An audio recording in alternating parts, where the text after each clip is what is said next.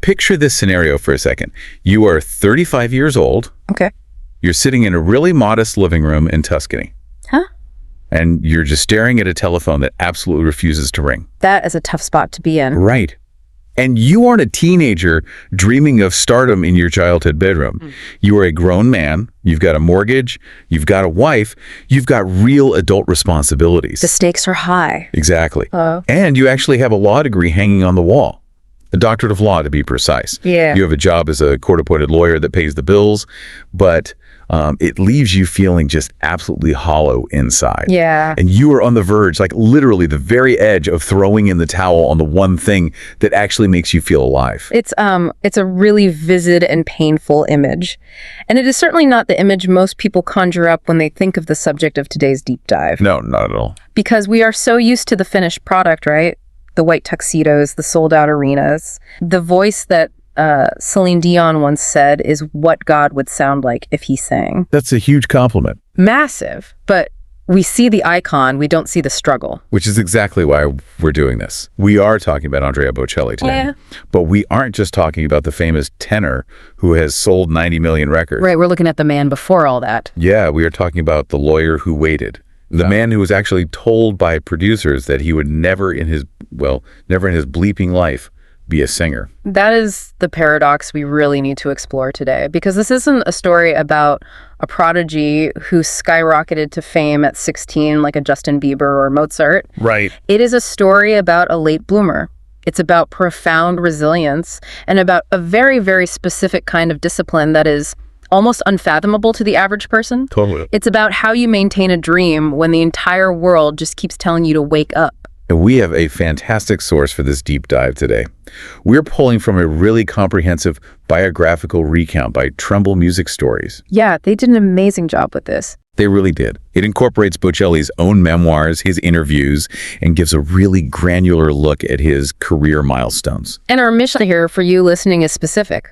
We want to understand the actual mechanics of this success. How does a blind boy from a tiny Tuscan village become the world's most beloved tenor? It's a huge leap. It is. And more importantly, we are going to look at the intersection of his physical limitations and his immense mental discipline, what he calls the music of silence. So if you ever felt like you missed your window in life, or if you deal with what we now call imposter syndrome, feeling like you're faking it in your day job while your real passion just collects dust, stay with us. This is a masterclass in grit. And it is a masterclass in maintaining a world-class instrument against the odds. It's physiology, it's psychology, and honestly, it's pure endurance. Let's rewind all the way back. We are going to Tuscany, Italy. The year's 1958, September 22nd. A beautiful setting. The rolling hills of Lajatico, but a really traumatic beginning. Right, so Andrea Bocelli is born in this tiny place, maybe 1,000 people live there. His parents sell farm equipment. But the drama actually starts before he is even born.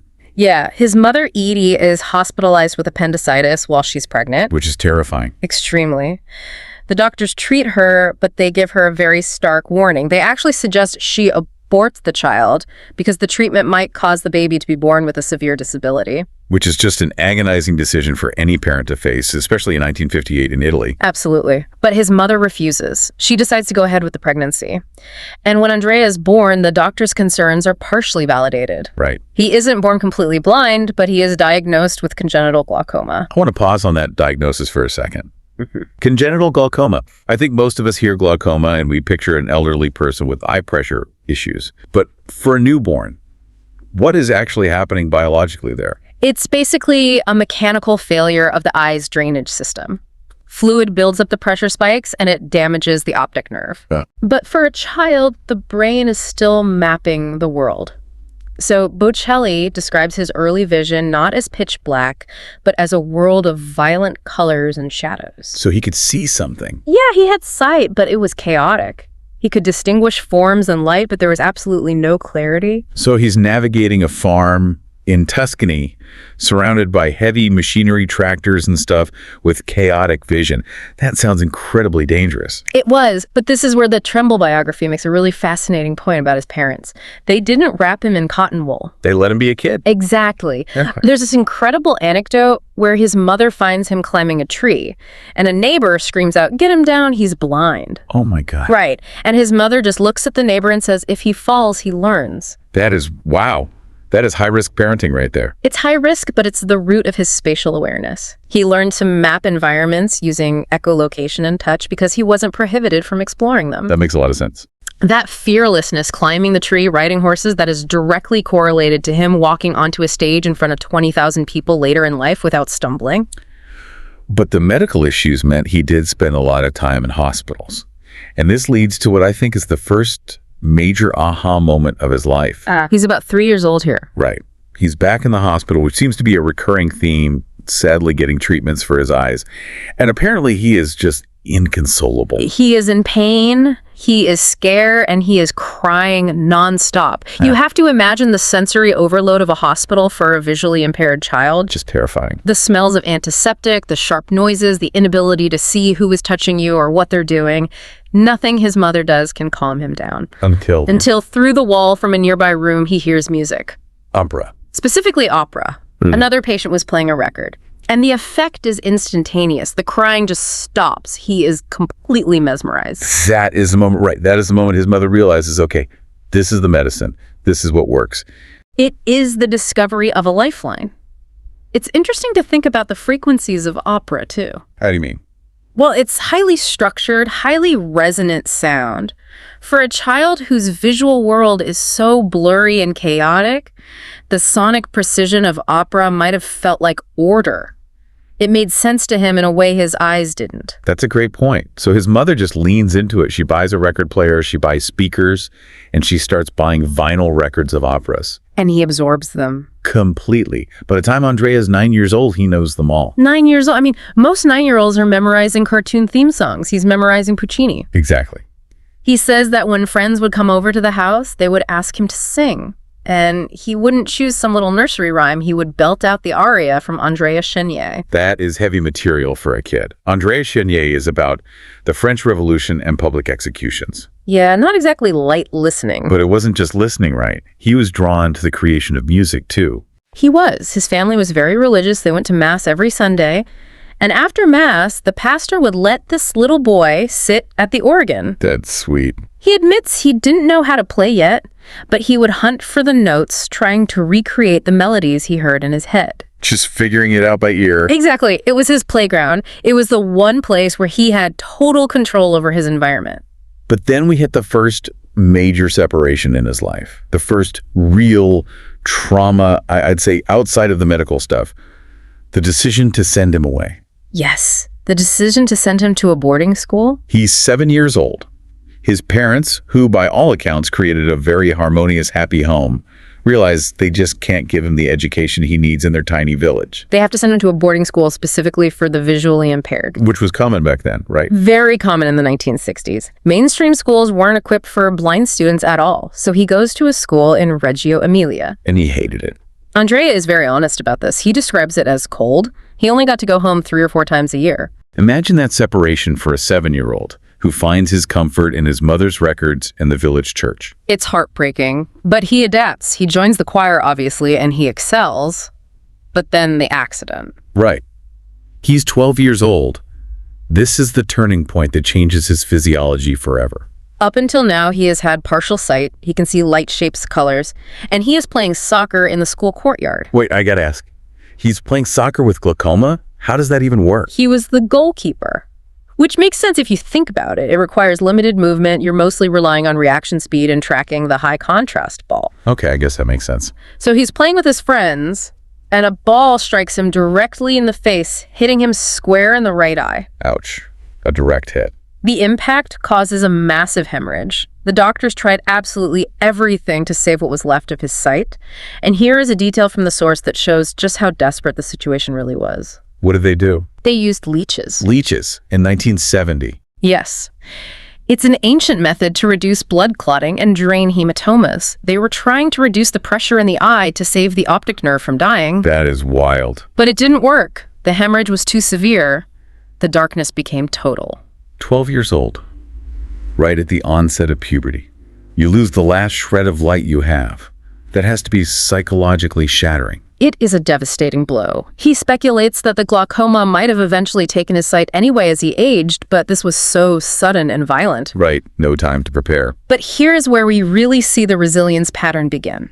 He didn't retreat into a shell. He says, quote, "I still had music." In fact, he threw himself into it with even more ferocity. And not just singing. I was really surprised by this list in the research. He's not just a vocalist. Far from it. He calls himself a one-man band. Yeah, at the school after the choir success, his parents started him on piano lessons, then flute, then saxophone. And the list goes on. Trumpet, guitar, percussion, trombone, accordion. Why so many? Is it just out of boredom? I think it is a way of controlling his environment. Look, if you cannot see the world, you can hear it and you can create it. That's a really profound way to look at it. By mastering all these instruments, he mastered the sonic landscape. If you can play the drums, the piano, and the trumpet, you understand vibration, rhythm, and melody from every possible angle. He was building a 360-degree understanding of sound because the visual one was permanently gone. Exactly. And he also found another passion that seems counterintuitive for a blind child: horses. Yes. When he returned home at 12, his grandfather gave him a small horse to celebrate. And he felt a connection immediately. He says he kept asking for bigger and stronger horses as he grew. He still rides today, right? He does. It's about trust, sensing the animal moving through space without needing to see it. It's very physical, very tactile. So we have this blind, multi-instrumentalist, horse-riding teenager. And at 14, he gets his first taste of public validation. 1972. The Grand Margarita Cafe. It's a local talent contest. And he didn't even want to enter. No, his mother and his uncle had to nag him into it. They practically forced him. So he goes up there and he sings his grandfather's favorite song, O Campanola Bella, which translates to, "Oh, beautiful countryside." How does he do? He wins. First place. The crowd absolutely loves him. So you'd think, okay, star is born, roll credits, cue the montage to fame and fortune. But that is the exact opposite of what happened. This is where the story gets really gritty. Because biology played a cruel trick on him. Just after this win, puberty hit fully, his voice changed. The one thing he could rely on. He lost it. We all know the cracking voice of a teenager, but for a singer, it's a crisis of identity. The larynx grows, the vocal cords lengthen and thicken. It's a physiological overhaul. He says for a time he couldn't sing at all. He lost the ability to control his pitch. He went from the boy who calmed down hearing opera to a teenager who physically couldn't produce the sound he wanted. That has to be terrifying, to lose your sight and then lose your voice. So what did he do? He focused on school. He finished his secondary education. But the music wouldn't let him go completely. By his 20s, he had regained his voice enough to start working in piano bars. Ah, the piano bar years. Yeah. This is the classic paying your dues era for so many musicians. But let's taint the scene here. This is in Carnegie Hall. No, not at all. Imagine a smoky bar in Pisa in the early 80s. Clinking glasses, espresso machines, hissing people, arguing loudly about soccer in the corner. And he's just sitting there playing Frank Sinatra covers and Italian pop hits. Exactly, and he's doing this to pay for formal singing lessons, trying to claw his way back to opera. But the feedback he was getting from industry people wasn't constructive criticism, it was venomous. It was. And this is important because we often think of rejection as a polite, no thanks, we'll pass. This was aggressive. Very aggressive. One producer at a cabaret told him, and I quote, "You will never in your fucking life be a singer." Wow, never in your life. That is so definitive. And a critic shouted at him, "I don't think you have the slightest talent to sing opera." Imagine hearing that. You are blind, you've already lost your voice once you were playing in a noisy bar to pay for lessons, and an expert tells you you have zero talent. Why were they so harsh? Was he actually bad? He wasn't bad, but he was unpolished, and perhaps his voice had a unique timbre that didn't fit the standard classical mold. Opera is pretty rigid. It is a very conservative world. If you don't sound exactly like the tradition dictates, you are often rejected outright. Plus, there might have been prejudice against his blindness, people thinking he couldn't handle the stage acting and movement required for a full opera production. This is where we have to analyze his mental fortitude. Because, honestly, most people would quit.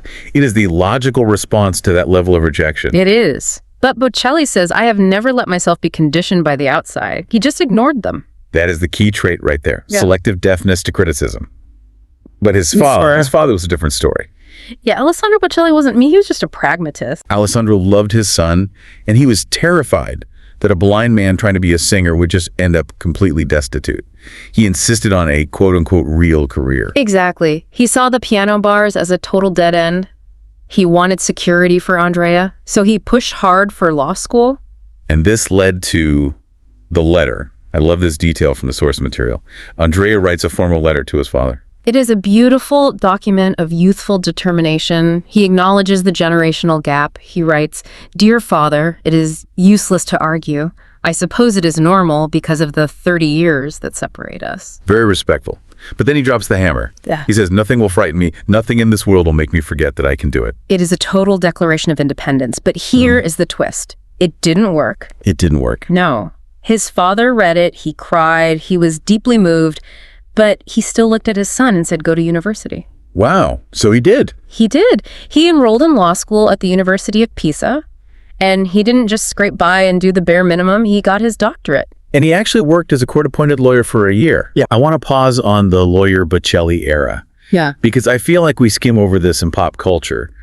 But he wasn't just a law student taking classes. He was a court-appointed attorney in Pisa. That is not a glamorous job. It's the absolute trenches of the legal system. You're dealing with petty theft disputes over property lines, debt collection. And remember, this is pre-digital Italy. It's mountains of physical paperwork. How does a blind man handle mountains of paperwork in 1980? You had to pay readers. He would finish his day in court feeling completely hollow and then go home and have someone read legal briefs out loud to him so he could memorize the arguments for the next day. He talks about this profound sense of misplacement during this time. He was competent, he had the doctorate, but he felt like he was wearing a costume. That's the definition of professional imposter syndrome. Yeah. You're successful on paper, but you are dying inside. And the rejection from the music world made the law career feel like a prison sentence. He wasn't doing it because he loved the law. He was doing it because the music industry had slammed the door in his face over and over. Every day in court was a reminder of his failure as a singer. Which makes his night shift even crazier. He's arguing cases by day, and then what? Then he drives to a piano bar, plays until 2 a.m. for drunk couples who aren't even listening, sleeps for 4 hours, and goes back to court. He did this for years. That is the grit we talked about in the intro. It's not just having raw talent. It's the ability to suffer through the wrong life while waiting for the right one to start. But while he is lawyering, he is still hunting for a way in. And he hears a rumor. A rumor that changes everything. His idol, the legendary tenor Franco Corelli, is in Turin giving a masterclass. This is like a high school basketball player hearing Michael Jordan is holding open tryouts down the street. Exactly. Bocelli drops everything. He goes to Turin. He auditions. So remember those critics who said he had no talent? Yeah. Corelli listens to him sing, puts a hand on his shoulder and says, "You have a very nice voice." Validation. Finally. Yeah. From the absolute master. That was the fuel he needed to keep going. Corelli took him on as a student. And this is where the deep dive into his actual technique really begins. Because Corelli taught him the philosophy that Bocelli still lives by today. The music of silence. Okay, let's dig into this music of silence concept. Because it sounds a bit like a monk's vow, but you're saying it's a strict physiological necessity. Why? Think of the vocal folds as two tiny, delicate bands of muscle and mucous membrane. When you speak, they collide with each other hundreds of times per second. Just from talking. Right. If you speak all day in a loud environment like a tour bus or a crowded restaurant, you create microswelling, edema. So his instrument is literally swollen before he even sings a single note if he talks too much. Yes. Franco Corelli drilled this into him. The silence isn't spiritual, it's anti-inflammatory. By not speaking for 24 hours before a show, he ensures those edges are razor sharp. He's reducing the noise in the signal. But practically speaking, how does that work? I mean, he's a global superstar. He has meet and greets, he has sound checks, he has media. Does he just mime? He essentially becomes a ghost. He uses an iPad to type things out, or he uses simple hand gestures. His wife, Veronica, becomes his voice for the day. Imagine the psychological discipline that takes, though. It's immense. You are in a room full of people praising you, asking you questions, and you have to suppress the basic human urge to respond. It isolates him. Completely. Huh? It turns the performance on stage into the only release of pressure. When he finally opens his mouth under the lights, the voice just explodes because it's been caged for a full 24 hours. Did he adopt to this cold turkey? It required a total lifestyle overhaul. Bocelli admits he was a pretty normal 20-something. He liked to party, he liked to drink, he smoked a bit. And Corelli said stop. All of it. Corelli told him if you want the high notes, you can't have the cigarettes. It was the beginning of the intense discipline of the instrument. But even with Corelli's training, he's still essentially a wedding singer and a lawyer. Until 1992. The rock star connection. Yes, Zucchero, the massive Italian rock star. Think of him as the Joe Cocker or Bruce Springsteen of Italy. Zucchero has a song called Miserere, and he wrote it with Bono from U2. Huge names. And Zucchero really wants the great Luciano Pavarotti to sing it on his album, but he needs to send Pavarotti a demo tape to convince him to do it. Right, he can't just send the sheet music to a guy like Pavarotti. Exactly. He needs a tenor to sing the part on the tape so Pavarotti can hear exactly how it sounds. So it's a gig.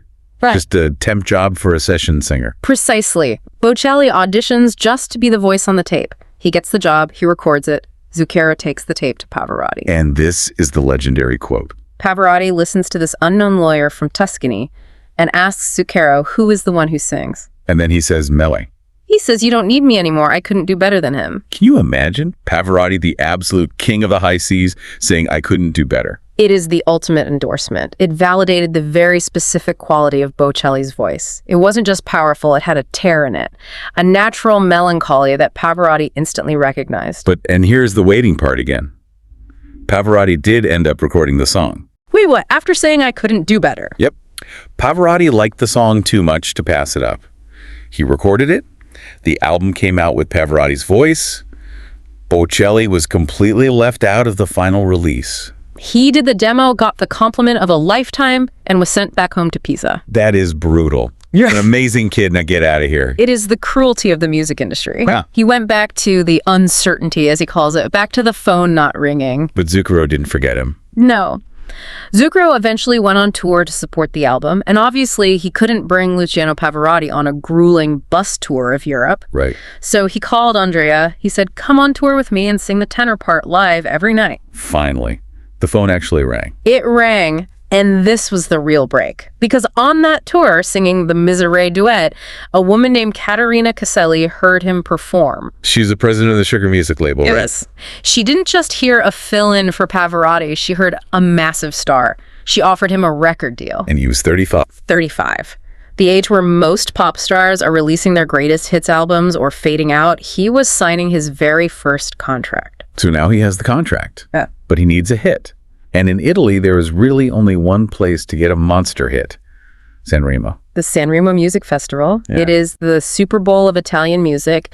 The year is 1994. He enters the newcomers section. And he sings Il mare calmo della sera, the calm evening sea. And he just crushes it. Record scores from the judges. He wins. He goes back to Lahatico, and the tiny village treats him like a war hero returning home. But suddenly it's not just the village. All of Italy knows his name. And then the snowball effect really starts. Pavarotti invites him to perform at his huge Pavarotti and Friends concert. He releases his first album, Which did really well in Italy. But the international explosion happened with the second album. And specifically because of one song, Con te partirò. Time to Say Goodbye. This song is ubiquitous now. It's played at weddings, funerals, graduations, the Bellagio fountains. But the story of how it broke globally is so weird. It involves a boxer. It does. Henry Maske, a German world heavyweight boxing champion. Okay, you got to explain this crossover to me. Maske was a massive national hero in Germany. He was preparing for his final fight, his big retirement match. He was looking for walkout music, but he wanted something epic and emotional. He heard Bocelli singing on TV and decided he wanted that song. A boxing walkout song. It's usually heavy metal or rap. He chose operatic pop. He did. It was a huge risk. Bocelli actually flew in and sang it live at the fight right in the ring. Wow. Now, the irony here is tragic, but also poetic. Henry Maske lost the fight. It was a somewhat sad ending to his legendary career. But the song. The song was broadcast to 21 million viewers who tuned in just for the boxing. So the boxer lost, but the tenor won the world. Exactly. The emotion of the loss combined with the soaring melody of Time to Say Goodbye created a perfect cultural storm. The song just skyrocketed. It went to #1 across Europe. It became the best-selling single in Germany's history at the time, And this launched the album Romanza. which went on to sell 16 million copies. Yeah. That is when Andrea Bocelli became a global phenomenon, and that is also when the whole opera debate started. Right, because he wasn't doing strict classical opera on these records. He was doing pop ballads with an operatic voice. Pop opera. Exactly. And this brings us to Celine Dion. They collaborated on a song called The Prayer for an Animated Movie Quest for Camelot. That is when she made the famous Voice of God comment. Yes. But despite this massive pop success and the millions of dollars, Bocelli wasn't satisfied. Why not? He's selling millions of records. He's rich and famous. Because he is a purist at heart. Remember, he grew up memorizing Andrea Bocelli. Yeah. He wanted to be an opera singer, not just a pop star holding a microphone. He faced a lot of harsh criticism from opera purists who said he used microphones too much and that he didn't have the natural projection for a real acoustic theater. So he had imposter syndrome about his opera credentials, even as a superstar. In a way, yes. He really wanted to prove he could handle a full stage production without a microphone doing the heavy classics. So in 1998, he's 40 years old. He goes to Cagliari to perform Puccini's La Bohème, the lead role of Rodolfo. This was the ultimate test. No amplifiers, just the raw acoustics of the theater. If he failed here, the critics would have absolutely destroyed him. But he didn't fail. The director said it was the best Rodolfo they'd had in years.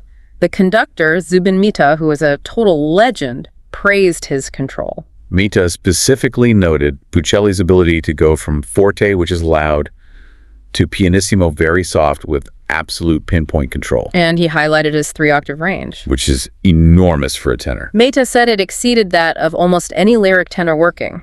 This was the stamp of approval he had been waiting his whole life for. He proved he wasn't just a studio creation. I want to circle back to the discipline required here. Because listening to the source material, I was really struck by the physical cost of his career.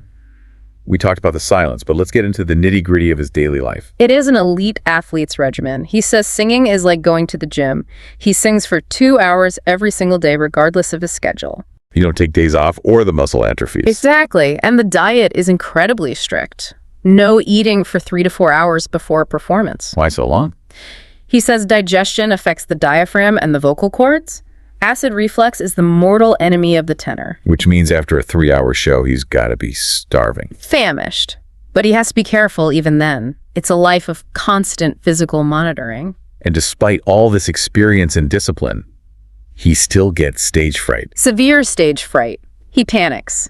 The sympathetic nervous system goes into fight or flight, which naturally tightens the throat.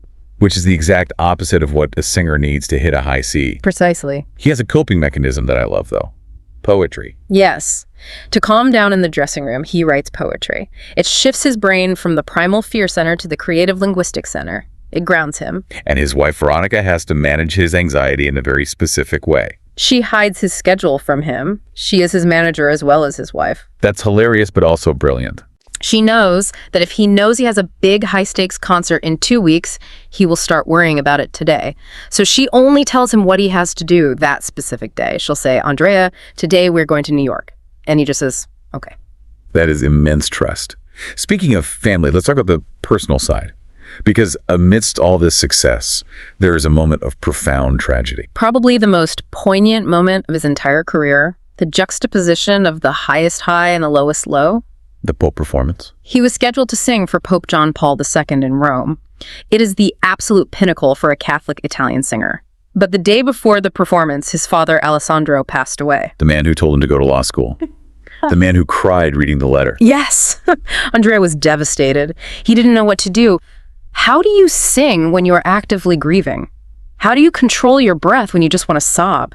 It seems impossible. But his mother, Edie, was the steel in his spine once again. She insisted he go up. She told him, you have to fulfill the commitment. Your father would want this. So he went. He flew to Rome, sang beautifully for the Pope, and then immediately flew back for the funeral.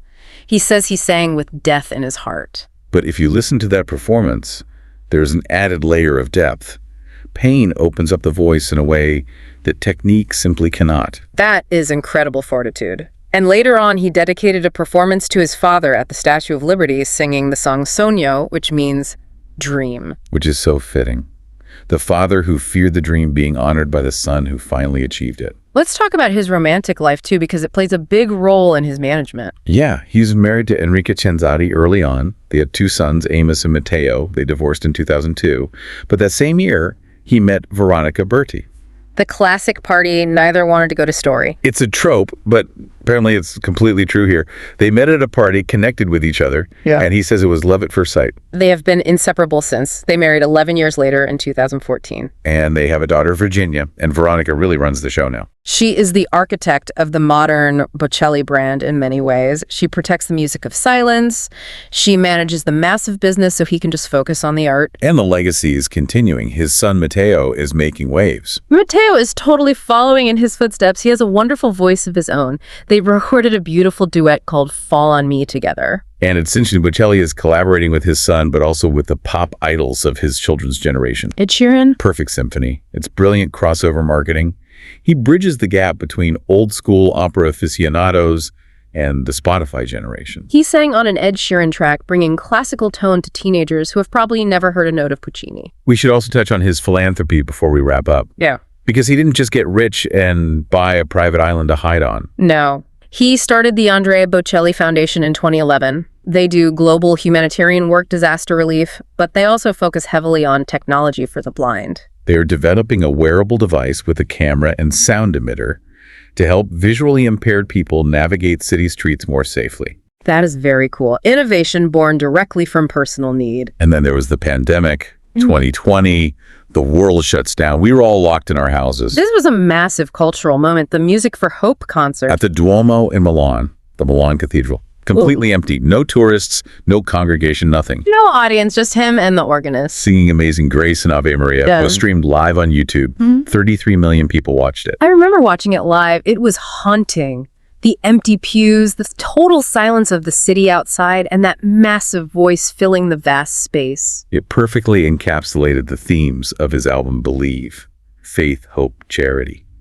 It was a reminder that even in deep isolation, something he knows very well from his blindness and his silent days, there is connection through music. The reverb in that empty cathedral was incredible. It was like the building itself was singing. This is his masterpiece in Lahadico, his hometown. He built a theater that is silent. For 364 days a year, yes. It is a massive open-air amphitheater built right into the Tuscan hills. It remains silent and completely empty all year round, except for one single day when Bocelli hosts a massive concert there. That is such a flex. I built a stadium for one night a year. It is, but it's also deeply philosophical. It honors the silence that is the foundation of his sound. It returns the landscape to nature for the rest of the year. It's a very ecological and spiritual concept. So let's bring this all together. We have the stats. 90 million records, Grand Officer of the Italian Republic, a star on the Hollywood Walk of Fame. He's sung for presidents, popes, kings. He holds the world record for having the top 3 spots on the U.S. classical chart simultaneously. But when he looks in the mirror, well, metaphorically speaking, what does he actually see? He has this great quote. He says, "I don't see anything when I look in the mirror, but if People magazine says I'm beautiful, I guess I am." He jokes, but he insists he is just a normal person. He talks constantly about his little vices, his frailties, his fears. He doesn't see himself as a god, despite the Celine Dion quote. He sees himself as the boy from the village who loved horses and needed opera music to stop crying in the hospital. He remembers the smoky piano bars. He remembers the soul-crushing law courts. It's a really powerful story. It's not just about having a once-in-a-generation talent. It's about waiting. It's about the lawyer sitting by the phone at 35, refusing to believe the critics who said never in your life. And it is about the intense discipline to respect the instrument, to embrace the isolation and the silence so that the sound, when it finally comes, is absolutely perfect. So here's our final thought for you, the listener, today. Bocelli believes his success relies entirely on the music of silence. In a world that is constantly screaming for your attention notifications, social media, the daily grind, perhaps the secret to being heard isn't shouting louder than everyone else. Perhaps it is knowing exactly when to be quiet, knowing when to preserve your energy, your voice, whatever that is for your specific passion, so that when you do finally use it, it has real power. Maybe we all need a little more intentional silence in our lives to find our own area. Where can you find your music of silence this week? Something for you to think about. Thanks for diving deep with us today. Until next time.